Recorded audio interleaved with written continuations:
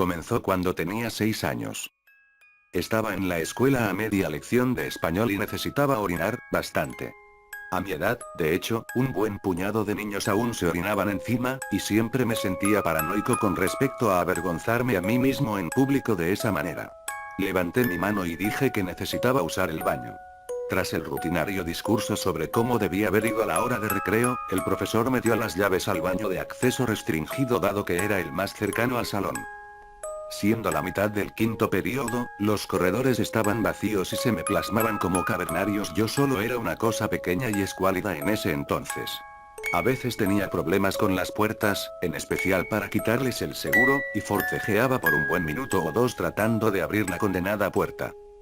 En fin, mientras me sentaba en el trono de porcelana, se presentó un golpeteo en la puerta. «Está ocupado», repliqué, incomodado por la interrupción. Entonces tomó lugar una pausa, y luego el golpeteo reincidió. Ahora era más rápido, más determinado. «Espera un minuto». El golpeteo se tranquilizó, y luego una voz contestó. «Déjame entrar. Ocupo entrar». El tono de quien hablaba era débil y sostenido, un adulto que no reconocía. Pude haber tenido 6 años, pero también tenía una buena noción de la etiqueta de baño. En particular, que no debías dejar entrar a otra persona a tu cubículo. «Vete». El golpeteo se intensificó de nuevo hasta que se asemejó al aporreo de un tambor a solo metros de mí y fuera de vista. Escuché la voz gritando algo, sumiéndose más y más en su desesperación. «Déjame entrar. Solo abre la puerta, por favor». Para ese punto, estaba aterrado. El martilleo y los bramidos eran tan ruidosos, y, aún así, nadie venía a investigarlo. Eventualmente, mi profesor me vino a traer, enojado porque me había ido por casi media hora. Cuando me rehusé a abrir la puerta para dejarlo entrar, trajo una llave de repuesto con la recepcionista. Luego me llevó con el director y le avisaron a mis padres. Fui suspendido por el resto de la semana. Nunca le dije a nadie lo que pasó. No fue hasta un par de semanas más tarde que tuve mi nuevo encuentro con este fenómeno. Estaba por celebrar mi 7º cumpleaños y mi familia había organizado una parrillada en mi honor. Era un día gloriosamente soleado, pero cuando habíamos arreglado todo en la parcela detrás de nuestra casa, el carbón no se pudo encender. Mi papá me pidió que fuera a traer una pastilla de encendido del cobertizo en el jardín frontal. Estaba bastante estrecho adentro y no entraba del todo, así que solo lo abrí, me puse de puntillas para alcanzar el estante con el objeto, y luego salí, cerrando la puerta. Cuando me giré, un golpeteo apresurado tocó la puerta desde el otro lado. «Abre. Necesito entrar». Esta voz no era la misma que había escuchado hace un mes. Era más grave, más violenta y amenazadora. No dije nada y me alejé. No tenía idea de lo que estaba pasando, pero me aterró. En tanto me iba, resonó un último aporreo, como un puñetazo contra la madera, y escuché la voz de nuevo. «Pequeño bastardo. Te voy a quebrar la puta boca. Déjame pasar». Corrí de vuelta a la fiesta y pasé el resto del día viendo por encima de mi hombro. Como deben haber adivinado para este punto, había muchas de esas voces. En total, conté al menos 30. Solía encontrármelas alrededor de cada mes rogando que las dejase pasar por las puertas. Casi siempre, ocurría inmediatamente después de que cerrase una puerta detrás de mí, como si esas entidades extrañas me hubiesen estado siguiendo. Nunca le dije a nadie, pero, para ser honesto, me llegué a acostumbrar en cierta medida. Aún me sobresaltaba, y algunas de las voces me hacían sentir incómodo, pero sabía que estaba seguro siempre y cuando no abriera la puerta. Me acostumbré tanto de ciertas presencias que incluso les di apodos. Había una que solía aparecer en la entrada de mi casa. La puerta era de vidrio granulado y podía ver la silueta de un hombre de estatura media usando una gorra de algún tipo. Nunca hablaba, pero metía sobres de manera ocasional por la rendija del correo. Solo contenían pedazos de papel en blanco. Lo llamaba el cartero. Era uno de los más inquietantes. Si trataba de hablar con él, miraba hacia arriba abruptamente y empezaba a golpetear la puerta. Por lo general, no me metía con el cartero. 20 años más tarde, y había retenido tanta normalidad como me había sido posible. Muchos amigos y hasta una relación intermitente con una muchacha que conocí el año pasado. Nada mal para un tipo que solía levantarse a la mitad de la noche y escuchar ruidos estridentes que no puedes oír desde el otro lado de la puerta. Hace 3 semanas, desperté sudando y llorando, pero no sabía por qué. Mi sueño había sido, por lo que recordaba, bastante normal, con la excepción de la sombra gigante que pronto eclipsó todo. En el momento exacto que mis ojos se abrieron, escuché el toqueteo en la puerta. Sin embargo, no uno normal. Este era primitivamente enardecido. ¿Quién anda ahí? Por favor, ayúdanos, contestó. Estaba sorprendido. Era la voz sadista e irritada que recordaba del cobertizo de mi padre en mi 7º cumpleaños, pero se sentía genuina, sincera. También acarreaba un tono adolorido, como si la persona que hablaba hubiese sido herida gravemente. Me llegué a quitar las sábanas para levantarme, pero dudé. Nunca me había sentido tentado a abrir la puerta. Supongo que, cuando era niño, me había tallado con tanta agresión la idea de que lo que yacía del otro lado de la puerta era malvado, que ignorarlo se convirtió en un reflejo.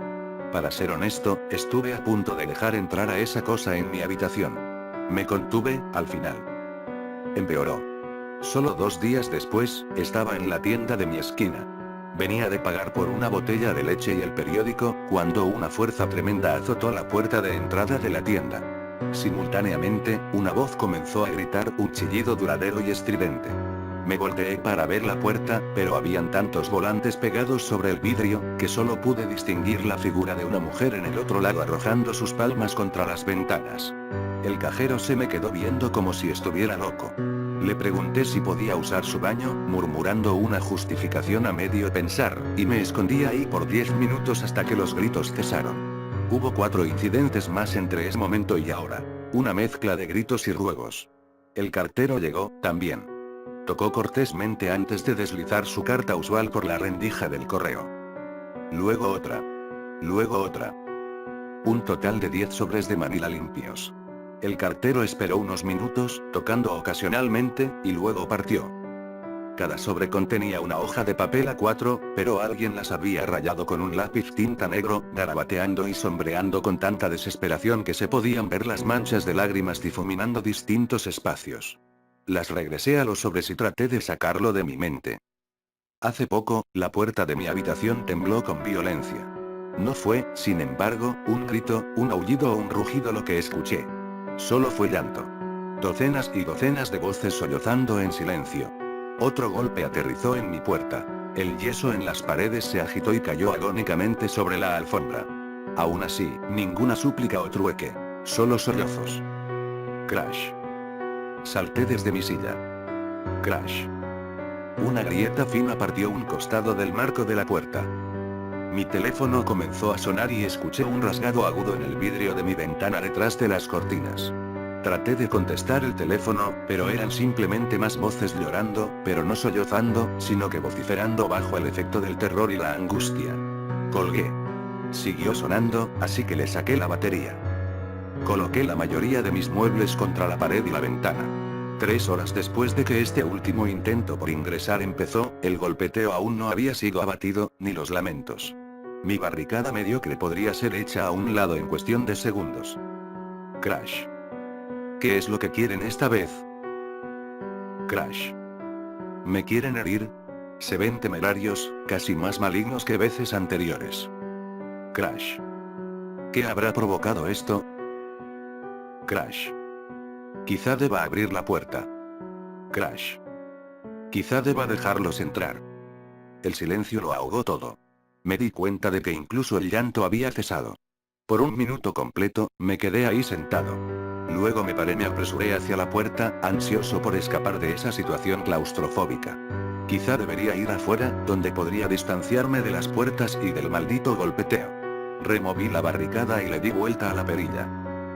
Cerrada. Arrodillándome, di un vistazo por la rendija. Frente a la puerta de mi habitación no se encontraba el corredor que solía recordar, sino otro cuarto. Alguna especie de biblioteca o salón de clases. Se veía desocupada a excepción de un niño sentado y leyendo, dándome la espalda. Llamé a la puerta. Oye. ¿Tú puedes abrir? Me vio por encima del hombro. Reiteré. Sí, ven. ¿Puedes abrir la puerta por mí? No puedo, estoy en detención. No se supone que hable con nadie. Se dio la vuelta. Confundido y exasperado, me levanté. Un estallido sonoro fracturó el silencio una vez más. Se escuchó como un puño siendo estampado contra el cristal. Mi ventana. Lo escuché de nuevo, pero esto no era el toqueteo frenético de alguien queriendo entrar. Tampoco se percibía como un intento por irrumpir en mi alcoba. Sea lo que sea que estuviera más allá de la cortina y del vidrio, sabía que yo estaba aquí. Sabía que le temía. En la forma más predatoria y sádica posible, quería que tuviera miedo. Me volteé a la puerta y comencé a golpetearla rápidamente. Oye. Déjame entrar, ¿sí? En verdad necesito que abras la puerta.